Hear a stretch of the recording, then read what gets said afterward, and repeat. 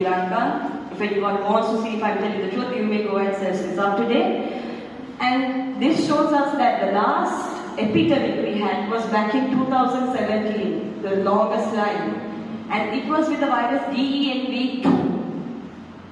We are able to make history repeat with the presence of DENV4.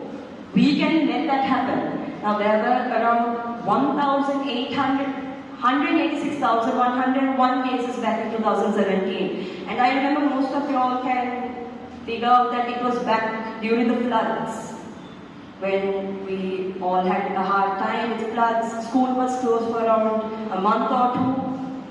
So we can make that happen again if we don't take action. Now this is also given by the epidemiologic unit of DENSIS. DENSIS is the Dengue Sentinel Site Surveillance.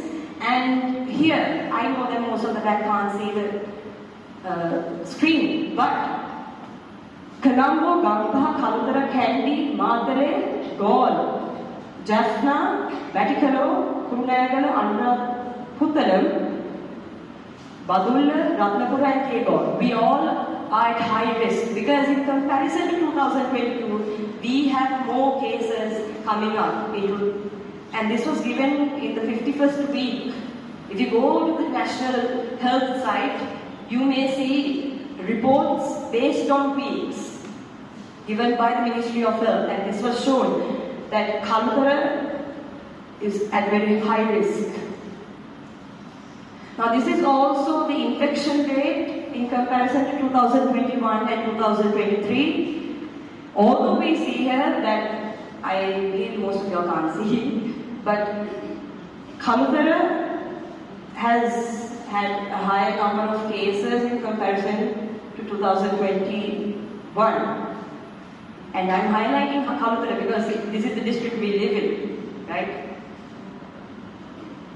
Now, I've provided you with my evidence. And I'm here to speak, and I'm here to explain to you why we should take action.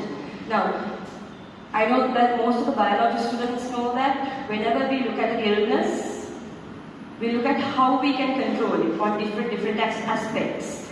And these different aspects are pathogen control, vector control, host control, and environment control. Now, for those who don't understand what pathogen is, it is the microorganism, pretty much dengue virus.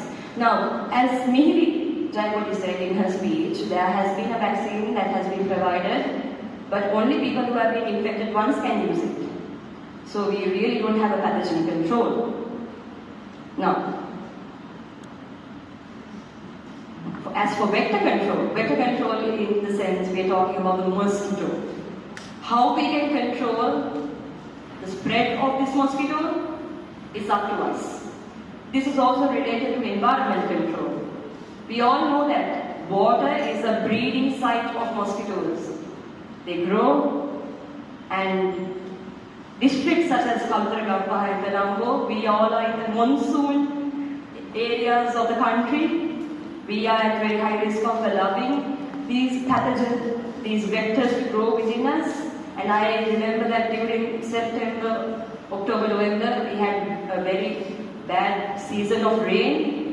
And that was also when dengue was on the rise again. So we should all take action to make sure that we keep our environments clean. We don't let water linger around.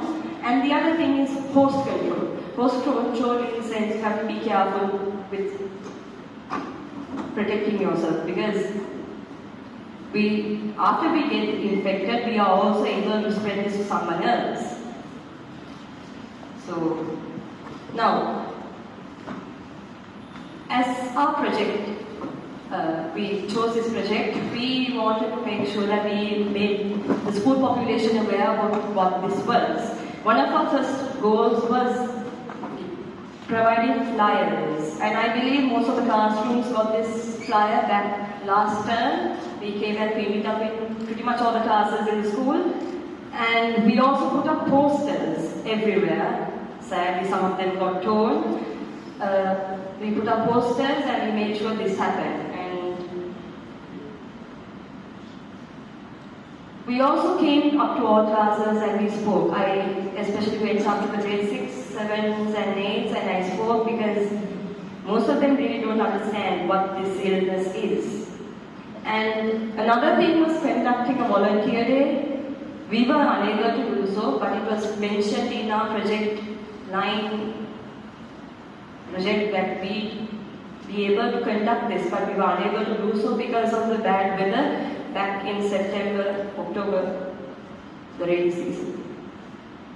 And thank you very much for bearing with me. I am Hesely De Silva representing.